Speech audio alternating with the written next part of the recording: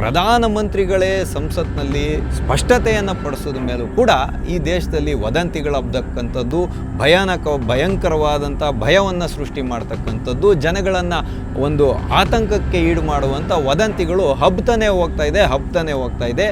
ಹೇಳಿ ಕೇಳಿ ವಿಪಕ್ಷಗಳಿದಾವಲ್ಲ ನಮ್ಮ ದೇಶದಲ್ಲಿ, ಗ್ಯಾಸ್ ಸಿಗ್ತಾ ಇಲ್ಲ, ಪೆಟ್ರೋಲ್ ಸಿಗ್ತಾ ಇಲ್ಲ, ಮೋದಿಯವರು ಸರಿಯಾಗಿ ಆಡಳಿತ ನಡೆಸ್ತಿಲ್ಲ, ವಿದೇಶಾಂಗ ನೀತಿಗಳು ಸರಿಯಾಗಿಲ್ಲ, ಹಾಗಾಗಿ ಇವತ್ತು ದೇಶಕ್ಕಿಂತ ಸಂಕಷ್ಟ ಬಂದಿದೆ ಅಂತ ಮೈ ಪರ್ಚ್ಕೊಂಡು ಊರಲ್ಲೆಲ್ಲ ವದಂತಿಗಳನ್ನ ಹಬ್ಬಿಸ್ಕೊಂಡು ಹೋರಾಡ್ತಾರಲ್ಲ, ಇವ್ರನ್ನ ನಾವು ನಿಜವಾಗ್ಲೂ ಜವಾಬ್ದಾರಿಯುತವಾದ ರಾಜಕೀಯ ಪಕ್ಷಗಳು ಅನ್ಬೇಕೋ, ದೇಶದ್ರೋಹಿ ಪಕ್ಷಗಳು ಅನ್ಬೇಕೋ, ಇಲ್ಲ ವದಂತಿ ಹಬ್ಬುವಂಥ ಭಯೋತ್ಪಾದಕರು ಅನ್ಬೇಕು ಅನ್ನೋಂಥ ಪ್ರಶ್ನೆಯನ್ನು ನಿಮ್ಮ ಮುಂದೆ ನೀವೇ ಇಟ್ಕೊಳ್ಳಿ. ಇರಾನೇ ಸ್ಪಷ್ಟಪಡಿಸಿದೆ ಅಲ್ರಿ, ನನ್ನ ಮಿತ್ರ ಪಕ್ಷಗಳಿಗೆ ಹಾರ್ಮೋಜ್ ಜಲಸಂಧಿಯಲ್ಲಿ ಹೋಗ್ಲಿಕ್ಕೆ ಅವಕಾಶವನ್ನು ಕೊಡ್ತೀನಿ ಅಂತ. ಭಾರತನೂ ಅದರ ಲಿಸ್ಟಲ್ಲಿ ಇದೆ. ಇದನ್ನು ಕಂಡು ಈ ದೇಶದ ವಿಪಕ್ಷಗಳಿಗೆ ಯಾಕೆ ಮೈಯೆಲ್ಲ ಉರಿ ಆಗ್ತಿರೋದು? ಇವ್ರಿಗೆ ಫಸ್ಟು ಬರ್ನಾಲ್ ಹಚ್ಚಬೇಕು. ಯಾರಾದರೂ ಹಚ್ಚೋರಿದ್ರೆ ಇವ್ರಿಗೆ ಬರ್ನಾಲ್ ಹಚ್ಚಬೇಕು. ಈ ದೇಶದ ಜವಾಬ್ದಾರಿಯುತ ಸ್ಥಾನದಲ್ಲಿ ಕೂತಿರುವಂಥ ರಾಜಕೀಯ ಪಕ್ಷಗಳೇ ವದಂತಿಗಳನ್ನು ಹಬ್ಬಿಸಿದ್ರೆ ಅವ್ರ ಮೇಲೆ ಯಾವುದೇ ರೀತಿಯಾದಂಥ ಕ್ರಮ ಆಗಲ್ಲ. ಅದು ಕೇವಲ ರಾಜಕೀಯ ಪ್ರೇರಿತವಾದ ಒಂದು ಘಟನೆ ಅಂತೇಳಿ ಜನರ ಕಣ್ಣಿಂದ ಕಣ್ಮರೆ ಆಗೋಗುತ್ತೆ. ಇದೇನ್ರಿ ಈ ದೇಶದಲ್ಲಿ ನಡೀತಿರೋದು? ಕಾಂಗ್ರೆಸ್ ಪಕ್ಷದ ಒಬ್ಬ ನಾಯಕನ ಮನೆಯಲ್ಲೇ 165 ಸಿಲಿಂಡ್ರನ್ನ ಸೀಸ್ ಮಾಡೋರು. ಹಂಗಂದ್ರೆ ಆ ಸಿಲಿಂಡರ್ ಎಲ್ಲಿಂದ ಬಂತು? ವದಂತಿಗಳನ್ನ ಹಬ್ಬಿಸ್ಕೊಂಡು ಕೇವಲ ಕ್ಷುಲ್ಲಕ ರಾಜಕಾರಣ ಮಾಡೋರನ್ನ ಈ ದೇಶದ ಜವಾಬ್ದಾರಿಯುತ ಸಾಂಸದರು, ಶಾಸಕರು, ಮಂತ್ರಿಗಳು, ಸಚಿವರುಗಳು, CMಗಳು, DCMಗಳು ಅಂತ ನಾವು ಹೆಂಗ್ರಿ ಒಪ್ಕೊಳ್ಳೋದು? TV ವಿಕ್ರಮದ ಸಮಸ್ತ ವೀಕ್ಷಕರಿಗೆ ಆಟೋವಾಲಾ ಕಾರ್ಯಕ್ರಮಕ್ಕೆ ಆತ್ಮೀಯವಾದ ಸ್ವಾಗತ. ನಾನು ನಿಮ್ಮ ಜಯಂತ್ ಪಾಂಡೆ. ಸ್ನೇಹಿತರೆ, ಆಟೋವಾಲಾ ಕಾರ್ಯಕ್ರಮಕ್ಕೆ ನಾವಿಂದು ಆಯ್ದುಕೊಂಡಂತಹ ವಿಷಯ, ವದಂತಿಗಳನ್ನು ಹಬ್ಬಿಸುವವರು ಯಾರೇ ಇದ್ದರೂ ಅವರು ದೇಶದ್ರೋಹಿಗಳೇ. ಭಯದ ವಾತಾವರಣವನ್ನು ಸೃಷ್ಟಿ ಮಾಡೋರು ಯಾರೇ ಇದ್ದರೂ ಕೂಡ ಅವರು ದೇಶದ್ರೋಹಿಗಳೇ. ಹೌದು ಸ್ನೇಹಿತರೆ, ನಾನಿವತ್ತು ನಿಮ್ಮ ಮುಂದೆ ಈ ರೀತಿಯಾಗಿ ಹೇಳ್ತಾ ಇರೋದಕ್ಕೆ ಪ್ರಬಲವಾದ ಕಾರಣ ಉಂಟು. ಏನಪ್ಪ ವಿಷಯ ಅಂತ ಹೇಳಿದ್ರೆ, ಈಗ ಇರಾನ್ನ ಯುದ್ಧ ನಡೀತಿದೆ. ಕಚ್ಚಾ ತೈಲದ ಲಭ್ಯತೆ ತುಂಬ ಕಷ್ಟ ಆಗಿದೆ. ಹಾಗಾಗಿ ಇವತ್ತು ಭಾರತವನ್ನು ಹೊರತುಪಡಿಸಿದಂತೆ ಇಡೀ ವಿಶ್ವವೇ ಸಂಕಷ್ಟವನ್ನು ಎದುರಿಸ್ತಾ ಇರುವಂಥ ಸಂದರ್ಭ. ಆದರೆ ಬೇರೆ ದೇಶದಲ್ಲಿ ಈ ರೀತಿಯಾದಂಥ ಸಂದರ್ಭ ಇಲ್ಲ. ಅಲ್ಲಿರುವಂಥ ವಿರೋಧ ಪಕ್ಷಗಳಿರ್ಬೋದು, ಬೇರೆ ಸಾಮಾಜಿಕ ಕಾರ್ಯಕರ್ತರಿರ್ಬೋದು, ಸಂಘಟನೆಗಳಿರ್ಬೋದು, ಸರ್ಕಾರದ ಪರವಾಗಿ ನಿಲ್ತಾರೆ, ದೇಶದ ಪರವಾಗಿ ನಿಲ್ತಾರೆ. ಎಲ್ಲರೂ ಒಗ್ಗೂಡಿ ದೇಶದ ಸಂಕಷ್ಟವನ್ನು ಎದುರಿಸೋದ್ರ ಮುಖಾಂತರ ತಮ್ಮ ದೇಶವನ್ನು ಅವರು ಸಮರ್ಥನೆ ಮಾಡ್ಕೊತಾರೆ. ಆದರೆ ದರಿದ್ರ ಏನು ಅಂತ ಹೇಳಿದ್ರೆ, ನಮ್ಮ ದೇಶದಲ್ಲಿ ಮಾತ್ರ ಇಂಥ ಒಂದು ವಿಚಿತ್ರವಾದಂಥ ಸನ್ನಿವೇಶವನ್ನು ನೋಡುವಂಥ ಕರ್ಮ ನಮ್ಮಂಥ ಸಾಮಾನ್ಯ ನಾಗರಿಕರಿಗೆ ಒದಗಿ ಬಂದಿರತಕ್ಕಂಥದ್ದು. ಯಾಕೆ ಅಂತ ಹೇಳಿದ್ರೆ, ನಿನ್ನೆ ಪ್ರಧಾನಮಂತ್ರಿಗಳೇ ಸಂಸತ್ನಲ್ಲಿ ಒಂದು ಸ್ಪಷ್ಟತೆಯನ್ನು ಪಡಿಸೋದ ಮೇಲೂ ಕೂಡ ಈ ದೇಶದಲ್ಲಿ ವದಂತಿಗಳು ಹಬ್ಬತಕ್ಕಂಥದ್ದು, ಭಯಂಕರವಾದಂಥ ಭಯವನ್ನು ಸೃಷ್ಟಿ ಮಾಡ್ತಕ್ಕಂಥದ್ದು, ಜನಗಳನ್ನು ಒಂದು ಆತಂಕಕ್ಕೆ ಈಡು ಮಾಡುವಂಥ ವದಂತಿಗಳು ಹಬ್ತಾನೆ ಹೋಗ್ತಾ ಇದೆ. ಯಾವುದೇ ನಿಯಂತ್ರಣಗಳಿಲ್ಲದೆ ಪೆಟ್ರೋಲ್ ಬಂಕ್ನ ಮಾಲೀಕರಿರ್ಬೋದು, ಗ್ಯಾಸ್ ಬಂಕ್ನ ಮಾಲೀಕರಿರ್ಬೋದು, ಕೆಲವು ಕಡೆಗೆ ಎಲ್ಲರೂ ಅಂತ ಹೇಳ್ತಿಲ್ಲ, ಪ್ರಾಮಾಣಿಕರು ತುಂಬ ಜನರಿದ್ದಾರೆ. ಆದರೆ ಕೆಲವು ಏಜೆನ್ಸಿಗಳ ಮಾಲೀಕರು ಈ ರೀತಿಯಾಗಿ ತಮ್ಮ ಮನಸೋ ಇಚ್ಛೆ ಬೆಲೆಗಳನ್ನು ಏರಿಕೆ ಮಾಡಿಕೊಂಡು ಮಾರಾಟ ಮಾಡ್ತಾ ಇರ್ತಕ್ಕಂಥದ್ದು ಮೇಲ್ನೋಟಕ್ಕೆ ಕಂಡುಬರ್ತಿದೆ. ಅದನ್ನು ನಾವು ಸ್ವತಃ ಅನುಭವಿಸಿದ್ದೀವಿ ಕೂಡ. ಆದರೆ ಈ ಕಾಳಸಂತೆಯನ್ನು ಕಡಿವಾಣ ಹಾಕಬೇಕಾಗಿರುವಂಥ ಮಹತ್ತರವಾದ ಜವಾಬ್ದಾರಿ, ಎಸ್ಮಾ ಕಾಯ್ದೆ ಜಾರಿಯಲ್ಲಿದ್ದರೂ ಕೂಡ ಈ ರೀತಿಯಾಗಿ ನಡೆಯುತ್ತೆ ಅನ್ನೋದಾದರೆ, ಕಾನೂನಿನ ಬಗ್ಗೆ ಭಯ ಇಲ್ಲ, ಅಥವಾ ಅಲ್ಲಿ ಸ್ಥಳೀಯವಾಗಿ ಆಡಳಿತ ನಡೆಸ್ತಾ ಇರುವಂಥ ಸ್ಥಳೀಯ ಆಡಳಿತದ ಬಗ್ಗೆ ಇವ್ರಿಗೆ ಯಾವ ಭಯ ಇಲ್ಲ ಅನ್ನೋದು ಇಲ್ಲಿ ಮೇಲ್ನೋಟಕ್ಕೆ ಕಾಣುವಂತಹ ವಿಚಾರ. ಅದೇನೇ ಇರಲಿ, ಆದರೆ ನಿನ್ನೆ ನರೇಂದ್ರ ಮೋದಿಯವರು ಸ್ಪಷ್ಟತೆಯನ್ನು ಪಡಿಸಿದ್ದಾರೆ. ಅವರು ಜಾಸ್ತಿ ಎಳಿಲಿಕ್ಕೆ ಹೋಗಿಲ್ಲ. ಇಂದಿನ ಸರ್ಕಾರ ಇದ್ದಾಗ ನಾವು 27 ದೇಶಗಳಿಂದ ನಾವು ಇಂಧನವನ್ನು ಆಮದು ಮಾಡ್ಕೊಳ್ತಾ ಇದ್ವಿ. ಇವಾಗ ಅದನ್ನು 41 ದೇಶಗಳಿಗೆ ನಾವು ಹೆಚ್ಚಿಗೆ ಮಾಡಿದ್ದೀವಿ. ಮತ್ತು ಇಂದಿನ ಒಂದು ಕಚ್ಚಾ ತೈಲದ ಸಂಗ್ರಹ ಎಷ್ಟಿತ್ತು ಅದ್ರ ಬಗ್ಗೆ ಮಾಹಿತಿ ಬೇಡ. ಆದರೆ 54 ಲಕ್ಷ ಮೆಟ್ರಿಕ್ ಟನ್ನಷ್ಟು ಕಚ್ಚಾ ತೈಲವನ್ನು ಸಂಗ್ರಹಣೆ ಮಾಡೋಷ್ಟು ಸಾಮರ್ಥ್ಯವನ್ನು ಇವತ್ತು ಭಾರತ ಹೊಂದಿದೆ. ಅದನ್ನು 65 ಲಕ್ಷ ಮೆಟ್ರಿಕ್ ಟನ್ಗಳಿಗೆ ನಾವು ವೃದ್ಧಿ ಮಾಡುವಂಥ ಒಂದು ಮಹತ್ವಾಕಾಂಕ್ಷೆಯನ್ನು ಹೊಂದಿದ್ದೀವಿ. ಹಾಗಾಗಿ ದೇಶದ ಯಾವೊಬ್ಬ ನಾಗರಿಕನೂ ಕೂಡ ಭಯಪಡುವಂತಹ, ಆತಂಕ ಪಡುವಂತಹ ಸನ್ನಿವೇಶ ಎದುರಾಗಿಲ್ಲ. ನಾವು ನಿಮ್ಮ ಇಂಧನದ ಅವಶ್ಯಕತೆಯನ್ನು ಪೂರೈಸೋದಕ್ಕೆ ಹಗಲು ರಾತ್ರಿ ನಾವು ಪರಿಶ್ರಮವನ್ನು ವಹಿಸ್ತೀವಿ ಅನ್ನುವಂತಹ ಒಂದು ಜವಾಬ್ದಾರಿಯುತವಾದ ಹೇಳಿಕೆಯನ್ನು ಕೊಟ್ಟಿದ್ದಾರೆ. ಆದರೆ ಹೇಳಿ ಕೇಳಿ ವಿಪಕ್ಷಗಳಿದಾವಲ್ಲ ನಮ್ಮ ದೇಶದಲ್ಲಿ, ಗ್ಯಾಸ್ ಸಿಗ್ತಾ ಇಲ್ಲ, ಪೆಟ್ರೋಲ್ ಸಿಗ್ತಾ ಇಲ್ಲ, ಮೋದಿಯವರು ಸರಿಯಾಗಿ ಆಡಳಿತ ನಡೆಸ್ತಿಲ್ಲ, ವಿದೇಶಾಂಗ ನೀತಿಗಳು ಸರಿಯಾಗಿಲ್ಲ, ಹಾಗಾಗಿ ಇವತ್ತು ದೇಶಕ್ಕಿಂತ ಸಂಕಷ್ಟ ಬಂದಿದೆ ಅಂತ ಮೈ ಪರ್ಚ್ಕೊಂಡು ಊರಲ್ಲೆಲ್ಲ ವದಂತಿಗಳನ್ನ ಹಬ್ಬಿಸ್ಕೊಂಡು ಹೋರಾಡ್ತಾರಲ್ಲ, ಇವ್ರನ್ನ ನಾವು ನಿಜವಾಗಲೂ ಜವಾಬ್ದಾರಿಯುತವಾದ ರಾಜಕೀಯ ಪಕ್ಷಗಳು ಅನ್ಬೇಕೋ, ದೇಶದ್ರೋಹಿ ಪಕ್ಷಗಳು ಅನ್ಬೇಕೋ, ಇಲ್ಲ ವದಂತಿ ಹಬ್ಬುವಂಥ ಭಯೋತ್ಪಾದಕರು ಅನ್ಬೇಕು ಅನ್ನೋಂಥ ಪ್ರಶ್ನೆಯನ್ನು ನಿಮ್ಮ ಮುಂದೆ ನೀವೇ ಇಟ್ಕೊಳ್ಳಿ. ಯಾಕೆ ಅಂತ ಹೇಳಿದ್ರೆ, ಈಗ ಯುದ್ಧ ಅಂತ ಹೇಳ್ತಕ್ಕಂಥದ್ದು ಅನಿವಾರ್ಯ ಸಂದರ್ಭಗಳಲ್ಲಾಗುತ್ತೆ, ನಾನಾ ಕಾರಣಗಳಿಗಾಗುತ್ತೆ. ಹಾಗಾಗಿ ಇರಾನ್ಗೆ ಇವತ್ತು ಭಾರತ ಒಂದು ವೈದ್ಯಕೀಯದ ಸಹಾಯದ ಹಸ್ತವನ್ನು ಚಾಚಿದೆ. ಇರಾನೇ ಸ್ಪಷ್ಟಪಡಿಸಿದೆ ಅಲ್ರಿ, ನನ್ನ ಮಿತ್ರ ದೇಶಗಳಿಗೆ ನಾನು ಇಂಧನವನ್ನು ಪೂರೈಕೆ ಮಾಡೋದ್ರಲ್ಲಿ ಯಾವುದೇ ರೀತಿಯಾದಂಥ ಒಂದು ಸಂಚಕಾರವನ್ನು ತರೋದಿಲ್ಲ, ನಾನು ನನ್ನ ಮಿತ್ರ ಪಕ್ಷಗಳಿಗೆ ಹಾರ್ಮೋಜ್ ಜಲಸಂಧಿಯಲ್ಲಿ ಹೋಗಲಿಕ್ಕೆ ಅವಕಾಶವನ್ನು ಕೊಡ್ತೀನಿ ಅಂತ ಭಾರತನೂ ಅದರ ಲಿಸ್ಟಲ್ಲಿದೆ. ಇದನ್ನು ಕಂಡು ಈ ದೇಶದ ವಿಪಕ್ಷಗಳಿಗೆ ಯಾಕೆ ಏನು ಎಣ್ಣೆ ಬಂದಾಗ ಕಣ್ಣು ಮುಚ್ಕೊಂಡ್ರು ಅಂತ ಒಂದು ಗಾದೆ ಮಾತಿದೆ, ಸಿಕ್ಕಿದ ಅವಕಾಶ ಕೈ ಬಿಟ್ಟು ಹೋಗ್ತಿದೆಯಲ್ಲ ಅಂತ ಮೈಯೆಲ್ಲ ಉರಿ ಆಗ್ತಿರೋದು. ಇವ್ರಿಗೆ ಫಸ್ಟು ಬರ್ನಾಲ್ ಹಚ್ಚಬೇಕು, ಯಾರಾದರೂ ಹಚ್ಚೋರಿದ್ರೆ ಇವ್ರಿಗೆ ಬರ್ನಾಲ್ ಹಚ್ಚಬೇಕು, ವದಂತಿಗಳನ್ನ ಹಬ್ಬಿಸೋದನ್ನು ಬಿಡಿಸ್ಬೇಕು ಇವ್ರ ಕೈಯಲ್ಲಿ. ಯಾಕೆ ಅಂತ ಹೇಳಿದ್ರೆ, ಒಬ್ಬ ಸಾಮಾನ್ಯ ಮನುಷ್ಯ ಯಾವುದಾದ್ರೂ ಒಂದು ವದಂತಿಯನ್ನು ಹಬ್ಬಿಸ್ಬಿಟ್ರೆ ಈ ದೇಶದ ಕಾನೂನು ಇದೆಯಲ್ಲ ಎಷ್ಟು ಸಕ್ರಿಯವಾಗಿಬಿಡುತ್ತೆ ಅಂದರೆ, ಆ ಸಾಮಾನ್ಯವಾದ ವ್ಯಕ್ತಿ ಅವನ ಜೀವನದಲ್ಲಿ ಇನ್ನು ಎಲ್ಲ ಆಸೆನೂ ಬಿಟ್ಟುಬಿಡಬೇಕು ಅಂಥ ಬಲವಾಗಿರುವಂಥ ಪೀನಲ್ ಕೋಡ್ಗಳನ್ನು ಹಾಕಿ ಅವನ್ನ ಕೋರ್ಟು ಕಚೇರಿ ಬಂಧನ ಮಾಡಿ ಅವನ ಮೇಲೆ ಒಂದು ಕ್ರಮವನ್ನು ತಗೊಳುತ್ತೆ ಕಾನೂನು. ಆದರೆ ಈ ದೇಶದ ಜವಾಬ್ದಾರಿಯುತ ಸ್ಥಾನದಲ್ಲಿ ಕೂತಿರುವಂಥ ರಾಜಕೀಯ ಪಕ್ಷಗಳೇ ವದಂತಿಗಳನ್ನು ಹಬ್ಬಿಸಿದ್ರೆ ಅವ್ರ ಮೇಲೆ ಯಾವುದೇ ರೀತಿಯಾದಂಥ ಕ್ರಮ ಆಗಲ್ಲ. ಅದು ಕೇವಲ ರಾಜಕೀಯ ಪ್ರೇರಿತವಾದ ಒಂದು ಘಟನೆ ಅಂತೇಳಿ ಜನರ ಕಣ್ಣಿಂದ ಕಣ್ಮರೆ ಆಗೋಗುತ್ತೆ. ಇದೇನ್ರಿ ಈ ದೇಶದಲ್ಲಿ ನಡೀತಿರೋದು? ಹಾಗಾಗಿ 65 ಲಕ್ಷ ಮೆಟ್ರಿಕ್ ಟನ್ಗಳಿಗೆ ನಮ್ಮ ದಾಸ್ತಾನನ್ನು ಹೆಚ್ಚಿಸುತ್ತೆ ಭಾರತ ಅನ್ನೋದು ಒಂದು. ಮತ್ತು ಕಲ್ಲಿದ್ದಿಲಿನ ಉಪಲಭ್ಯತೆ ನಮಗೆ ಹೆಚ್ಚಾಗಿದೆ, ಹಾಗಾಗಿ ವಿದ್ಯುತ್ನ ಒಂದು ಕೊರತೆಯನ್ನು ಎದುರಾಗದಂಗೂ ಕೂಡ ನಾವು ನೋಡ್ಕೊಳ್ತೀವಿ ಅಂತ ಹೇಳಿದ್ದಾರೆ. ಮತ್ತು ರೈಲ್ವೆಯಲ್ಲಿ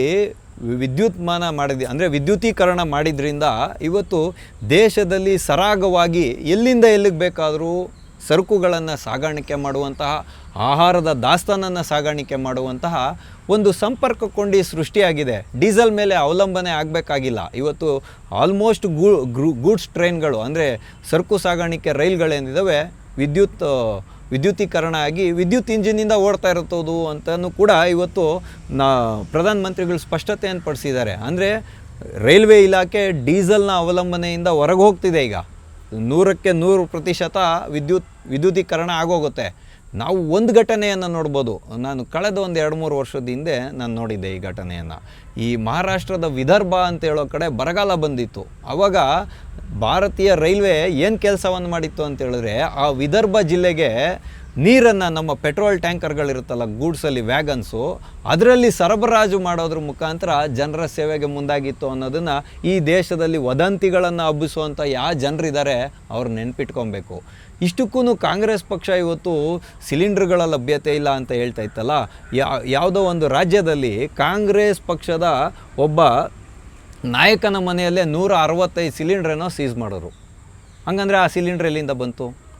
ಹಾಗಾಗಿ ನಮ್ಮ ದೇಶದಲ್ಲಿ ಲಭ್ಯತೆ ಇರತಕ್ಕಂಥದ್ದು 40% ಮಾತ್ರ LPG ನಮ್ಮ ಹತ್ರ ಲಭ್ಯತೆ ಇದೆ, 60% ಆಚೆಯಿಂದ ನಾವು ತೊಗೊಂಬರ್ಬೇಕು. ಹಾಗಾಗಿ ನಾಗರಿಕರಾಗಿ ನಾವು ನಮ್ಮ ಜವಾಬ್ದಾರಿಯನ್ನು ಮೆರೆಯುವಂಥ ಒಂದು ಸಂದರ್ಭ ಇದು. ನಮಗೂ ಕೂಡ ಕರ್ತವ್ಯಗಳನ್ನ ನಿಭಾಯಿಸಬೇಕಾಗತ್ತೆ ದೇಶದ ಕುರಿತಾಗಿ. ಹಾಗಾಗಿ ಯಾರೋ ಹೇಳುವಂಥ ಸುಳ್ಳು ವದಂತಿಗಳಿಗೆ ನಾವು ಗಮನವನ್ನು ಕೊಡಬಾರ್ದು. ಯಾಕೆ ಅಂತ ಹೇಳಿದ್ರೆ, ಬುಕ್ಕಿಂಗ್ ಮಾಡಿದ್ಮೇಲೆ ಸಿಲಿಂಡರ್ಗಳು ಲಭ್ಯತೆ ಆಗೇ ಆಗುತ್ತೆ. ಈಗೇನಾಗಿದೆ, ಯುದ್ಧದ ಬೆಳವಣಿಗೆಯನ್ನು ನಾವು ಸೂಕ್ಷ್ಮವಾಗಿ ನೋಡುವಾಗ ಟ್ರಂಪ್ ಅವರು ಇವಾಗ 5 ದಿನ ಯುದ್ಧಗಳನ್ನು ಮಾಡೋದು ಬೇಡ, ಅಂದರೆ ಸೀಸ್ ಫೈರ್, ಕದನ ವಿರಾಮವನ್ನು ಘೋಷಣೆ ಮಾಡಿದ್ದಾರೆ.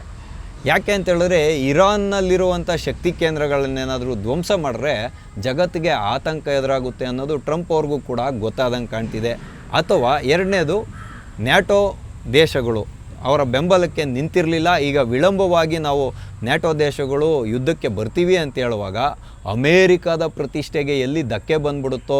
ಯಾಕೆ ಅಂತ ಹೇಳಿದ್ರೆ ಇವರು ಮೇಕ್ ಅಮೇರಿಕಾ ಗ್ರೇಟ್ ಅಗೇನ್ ಅಂತ ಹೇಳ್ತಿದ್ರಲ್ಲ, ಯಾವಾಗ್ಲೂ ಅಮೇರಿಕಾನೇ ಮೊದಲ ಸ್ಥಾನದಲ್ಲಿರಬೇಕು, ಅಮೇರಿಕಾನೇ ಗ್ರೇಟ್ ಅಂತ. ಆ ಪ್ರತಿಷ್ಠೆಗೆ ಎಲ್ಲಿ ಕುಂದು ಬಂದ್ಬಿಡುತ್ತೋ ಅಂತ ಈಗ ಮಾತುಕತೆ ನಡೆದಿದೆ. ಇರಾನ್ ಹೇಳ್ತಿದೆ ನಾವು ಇನ್ನು ಮುಂದಕ್ಕೆ ಪರಮಾಣು ಶಸ್ತ್ರಾಸ್ತ್ರವನ್ನು ಹೊಂದೋದಿಲ್ಲ ಅಂತ. ಯಾವ ನಾಯಕ ಆ ರೀತಿಯಾಗಿ ಹೇಳಿದೆ ಅಂತ ಇವರೆಲ್ಲೂ ಬಹಿರಂಗಪಡಿಸ್ತಿಲ್ಲ. ಈ ರೀತಿಯಾಗಿ ಹೇಳಿ ಯುದ್ಧದಿಂದ ಹೊರಹೋಗುವಂಥ ಒಂದು ಸನ್ನಿವೇಶ ನಿರ್ಮಾಣ ಆಗಿದೆ. ಇದು ಎಣ್ಣೆ ಬಂದಾಗ ಕಣ್ಣು ಮುಚ್ಕೊಂಡ್ರು ಅನ್ನೋವಂಥ ಗಾದೆಗೆ ಸೂಟ್ ಆಗ್ತಾ ಇರೋದು. ಈ ದೇಶದ ವಿಪಕ್ಷಗಳಿಗಿರ್ಬೋದು, ವದಂತಿಗಳನ್ನು ಹಬ್ಬಿಸಿ ಜನರಲ್ಲಿ ಭಯದ ವಾತಾವರಣವನ್ನು ನಿರ್ಮಾಣ ಮಾಡಿ ಕಾಳಸಂತೆ ವ್ಯಾಪಾರ ಮಾಡೋದಕ್ಕೆ, ಅಂದರೆ ಬ್ಲ್ಯಾಕ್ ಮಾರ್ಕೆಟ್ ಮಾಡ್ತಾರಲ್ಲ, ಅದಕ್ಕೆ ಒಂದು ಪ್ರೇರಣೆಯನ್ನು ಕೊಡುವಂಥ ವಿಕೃತ ಮನಸ್ಸುಗಳಿಗೆ ಆನಂದ ಆಗ್ತಾ ಇರತಕ್ಕಂಥದ್ದು. ಯಾಕೆಂದರೆ 5 ದಿನದಲ್ಲೇ ಭಾರತ ಎಂಥ ಒಂದು ರಾಜತಾಂತ್ರಿಕತೆಯ ಮುಖಾಂತರ ಸಾಕಷ್ಟು ಇಂಧನ ದಾಸ್ತಾನನ್ನು ಪೂರೈಕೆ ಮಾಡ್ಕೊಂಡ್ಬಿಡುತ್ತೆ. ಇದು ಇವ್ರಿಗೆ ತಡಿಲಿಕ್ಕೆ ಆಗದೆ ಇರೋವಂಥ ವಿಚಾರ. ಹಾಗಾಗಿ ಇವ್ರಿಗೆ ಕಸಿವಿಸಿ ಗಡಿಬಿಡಿ ಎಲ್ಲ ಶುರುವಾಗ್ಬಿಡುತ್ತೆ. ಕೈಗೆ ಬಂದಿದ್ದಂಥ ಅವಕಾಶನ ತಪ್ಪಿಸ್ಕೊಂಡ್ಬಿಡ್ತೀವಲ್ಲ ಅಂತ. ಹಾಗಾಗಿನೇ ನಾನು ಕಳೆದ ಸಂಚಿಕೆಯಲ್ಲಿ ನಿಮ್ಮೆಲ್ಲರ ಮುಂದೆ ಹೇಳಿದ್ದೆ, ಮೋದಿಯವ್ರಿಗೆ ಒಂದು ಸತ್ವ ಪರೀಕ್ಷೆ ಎದುರಾಗಿದೆ ಅಂತ. ಈ ಯುದ್ಧ ಏನಿದೆ, ಯುದ್ಧ ಯಾವ ದೇಶಕ್ಕೂ ಅನಿವಾರ್ಯ ಅಲ್ಲ, ನಿಂತೋಗಬೇಕು. ಯುದ್ಧಗಳು ನಿಲ್ಲಬೇಕು. ನಿಂತಾಗಲೇ ವಿಶ್ವದಲ್ಲಿ ಶಾಂತಿ ನೆಲೆಸ್ತಕ್ಕಂಥದ್ದು. ನೋಡಿ ಸ್ನೇಹಿತರೆ, ಈ ಮಾತುಗಳನ್ನು ನಾವು ಹೇಳಬಾರ್ದು. ಯಾಕೆ ಅಂತ ಹೇಳಿದ್ರೆ ಕೆಲವು ಮಾತುಗಳನ್ನು ಹಂಚ್ಕೋಬೇಕಾಗುತ್ತೆ, ಅದು ಅನಿವಾರ್ಯತೆ ಕೂಡ ಹೌದು. ಭಾರತ ಇವತ್ತು ಹೇಳಿ ಕೇಳಿ ಒಂದು ಸುಭಿಕ್ಷವಾದ ದೇಶ ಕಣ್ರಿ. ನಮಗೆ ಗಂಗೆಯಿಂದ ಹಿಡಿದು ತುಂಗೆವರೆಗೂ ಎಲ್ಲೂ ನೋಡಿದ್ರು ನದಿಗಳಿದೆ, ಅರಣ್ಯ ಪ್ರದೇಶ ಇದೆ, ವನ್ಯಜೀವಿಗಳಿದ್ದಾವೆ, ಸಸ್ಯ ಸಂಪತ್ತಿದೆ, ಖನಿಜ ಸಂಪತ್ತಿದೆ, ಮತ್ತು ಇಂಧನ ಸಂಪತ್ತು ಕೂಡ ಅಲ್ಪ ಸ್ವಲ್ಪ ಇದೆ. ನಾವು ವಿದೇಶಗಳ ಮೇಲೇ ಅವಲಂಬನೆಯಾಗಿ ಬದುಕಬೇಕು ಅನ್ನುವಂಥ ತಂತ್ರಜ್ಞಾನಕ್ಕೊಂದಕ್ಕೆ ಅನಿವಾರ್ಯತೆ ಇರ್ಬೋದೇ ಹೊರತು ನಮಗೆ ಊಟ ಬಟ್ಟೆಗೆ ನಾವು ಯಾರ ಮೇಲೂ ಅವಲಂಬನೆ ಆಗಬೇಕು ಅನ್ನುವಂಥ ಅನಿವಾರ್ಯತೆ ಪರಿಸ್ಥಿತಿಯಲ್ಲಿ ಭಾರತ ಇಲ್ಲವೇ ಇಲ್ಲ. ಇದನ್ನು ನಾವೆಲ್ಲರೂ ಫಸ್ಟು ಮನವರಿಕೆ ಮಾಡ್ಕೋಬೇಕು. ಇವತ್ತು ಇಂಧನದ ಸರಬರಾಜು ನಿಂತೋಗಿದ ಕ್ಷಣ ಭಾರತನೇ ನಿಂತೋಗ್ಬಿಡುತ್ತಾ? ಖಂಡಿತ ಇಲ್ಲ. ಪರ್ಯಾಯ ವ್ಯವಸ್ಥೆಗಳನ್ನು ಭಾರತ ಕಂಡ್ಕೊಳುತ್ತೆ. ಗೋಬರ್ ಗ್ಯಾಸ್ನ ಚೈನ್ ಲಿಂಕ್ ಇತ್ತು ಹಳ್ಳಿಗಳಲ್ಲಿ, ಅದು ಇವಾಗ ಸ್ವಲ್ಪ ಕಡೆಗೆ ನಿಲ್ಲಿಸ್ಬಿಟ್ಟಿದ್ದಾರೆ. ಅದನ್ನೆಲ್ಲ ನಾವು ಪುನರುತ್ಥಾನ ಮಾಡ್ಕೊಳೋ ಅಂಥ ಕೆಲಸಗಳನ್ನು ಮಾಡಬೇಕು. ಸರ್ಕಾರ, ಕೇಂದ್ರ ಸರ್ಕಾರವೇ ಇರಲಿ, ರಾಜ್ಯ ಸರ್ಕಾರವೇ ಇರಲಿ, ಅದಕ್ಕೆಲ್ಲ ಪ್ರೋತ್ಸಾಹವನ್ನು ಕೊಡಬೇಕು. ಯಾವುದನ್ನೇ ಆಗಲಿ ಕಡಾಖಂಡಿತವಾಗಿ ಕಡೆಗಣಿಸುವಂಥ ಒಂದು ಪ್ರಯತ್ನವನ್ನು ಮಾಡಬಾರ್ದು. ಈಗ ಪ್ರಧಾನಮಂತ್ರಿ ಸೂರ್ಯಘರ್ ಅಂತ ಮಾಡಿದರು. ಅದರಡಿಯಲ್ಲಿ ಸೋಲಾರ್ ಪ್ಯಾನೆಲ್ಗಳನ್ನು ವಿತರಣೆ ಮಾಡ್ತಿದ್ದಾರೆ, ಸೋಲಾರ್ ಕುಕ್ಕರ್ಗಳನ್ನು ವಿತರಣೆ ಮಾಡ್ತಿದ್ದಾರೆ. ಅಂಥ ಕೆಲಸಗಳು ಆಗಬೇಕಾಗಿದೆ. ಪರ್ಯಾಯ ಇಂಧನ ಮೂಲಗಳನ್ನು ಹುಡ್ಕೊಳ್ಳೋವಂಥ ಕೆಲಸಗಳಾಗಬೇಕಾಗಿದೆ. ಇದು ಹೇಳಿ ಕೇಳಿ ಕೇವಲ ಕೇಂದ್ರ ಸರ್ಕಾರದ ಪಾಲಿಸಿ ಅಲ್ಲ, ರಾಜ್ಯ ಸರ್ಕಾರಗಳು ಕೈಗೂಡಿಸ್ಬೇಕು, ಧ್ವನಿಯನ್ನು ಎತ್ತಬೇಕು. ಪರ್ಯಾಯ ಇಂಧನ ಮೂಲಗಳ ಕಡೆಗೆ ನಾವು ಹೋಗೋದಕ್ಕೆ ಜನರಿಗೆ ಒಂದು ಸಕಾರಾತ್ಮಕವಾದಂತಹ ಒಂದು ಮನಸ್ಥಿತಿಯನ್ನು ನಿರ್ಮಾಣ ಮಾಡಬೇಕಾಗಿರೋದು ಯಾರ್ರೀ? ಈ ದೇಶದ ಜನಪ್ರತಿನಿಧಿಗಳಲ್ವಾ, ಜನರಿಂದ ಆಯ್ಕೆ ಆಗಿರುವಂಥ ಯಾವುದೇ ಪಕ್ಷದ ಜನಪ್ರತಿನಿಧಿ. ಆದರೆ ಅದನ್ನೆಲ್ಲ ಬಿಟ್ಬಿಟ್ಟು ವದಂತಿಗಳನ್ನ ಹಬ್ಬಿಸ್ಕೊಂಡು ಕೇವಲ ಕ್ಷುಲ್ಲಕ ರಾಜಕಾರಣ ಮಾಡೋರನ್ನ ಈ ದೇಶದ ಜವಾಬ್ದಾರಿಯುತ ಸಾಂಸದರು, ಶಾಸಕರು, ಮಂತ್ರಿಗಳು, ಸಚಿವರುಗಳು, CMಗಳು, DCMಗಳು ಅಂತ ನಾವು ಹೆಂಗ್ರಿ ಒಪ್ಕೊಳ್ಳೋದು? ಹೌದಲ್ವಾ? ಇವತ್ತು ಹೇಳಿ ಕೇಳಿ ಇರಾನು ಯುದ್ಧದಲ್ಲೇ ಸನ್ನದ್ಧವಾಗಿ ಯುದ್ಧನ ಮುಂದುವರಿಸ್ಕೊಂಡು ಹೋದರೆ ಇರಾನ್ ಕೂಡ ಬದುಕೋಕ್ಕಾಗಲ್ಲ ಅನ್ನೋದನ್ನು ಇರಾನಿಗರು ನೆನ್ಪಿಟ್ಕೊಬೇಕು. ಯಾಕೆ ಅಂತೇಳಿದ್ರೆ ಭಾರತ ತನ್ನ ಆಹಾರದ ಅವಶ್ಯಕತೆಗೆ, ವೈದ್ಯಕೀಯದ ಅವಶ್ಯಕತೆಗೆ, ನೀರಿನ ಅವಶ್ಯಕತೆಗೆ ಯಾರ ಮೇಲೂ ಡಿಪೆಂಡ್ ಆಗಿಲ್ಲ, ಯಾರ ಮೇಲೂ ಅವಲಂಬನೆ ಆಗಿಲ್ಲ. ಆತ್ಮನಿರ್ಭರತೆ ಅಂದರೆ ಅದೇನೇ. ಭಾರತ ಇವತ್ತು ಆತ್ಮನಿರ್ಭರತೆಯ ಕಡೆಗೆ ತನ್ನ ಪಯಣವನ್ನು ಮಾಡ್ತಾ ಇರ್ತಕ್ಕಂಥದ್ದು. ಅದರಲ್ಲಿ ಕೆಲವು ವಿಫಲತೆ ಇರ್ಬೋದು, ಕೆಲವು ಸಫಲತೆ ಇರ್ಬೋದು. ಅಂದರೆ ಕೆಲವು ಪಾಸ್ ಆಗಿರ್ಬೋದು, ಕೆಲವು ಫೇಲ್ ಆಗಿರ್ಬೋದು. ಆದರೆ ಪ್ರಯತ್ನವಂತೂ ಭಾರತ ಬಿಟ್ಟಿಲ್ವಲ್ಲ. ಇವತ್ತು ಕೆಲವು ವಿರೋಧ ಪಕ್ಷಗಳವ್ರು ಕೇಳ್ತಿದ್ದಾರೆ, ಭಾರತದ ನಿಲುವು ಹೆಂಗಿದೆ, ಭಾರತ ಯಾರ ಪರ ಅಂತ. ಅದಕ್ಕೆ ಕೊಡ್ದಂಗೆ ಪ್ರಧಾನಮಂತ್ರಿಗಳು ಉತ್ತರವನ್ನು ಕೊಟ್ಟಿದ್ದಾರೆ ಯಾವುದೋ ಒಂದು ಸಮಿಟ್ನಲ್ಲಿ, TV9 ಸಮಿಟ್ನಲ್ಲಿ. ಇವತ್ತು ಆಡಳಿತಾರೂಢವಾಗಿರುವಂಥ NDA ಸರ್ಕಾರ ಯಾವ ದೇಶದ ಪರವಾಗೂ ಇಲ್ಲ, ನಾವು ಭಾರತದ ಪರವಾಗಿದ್ದೀವಿ.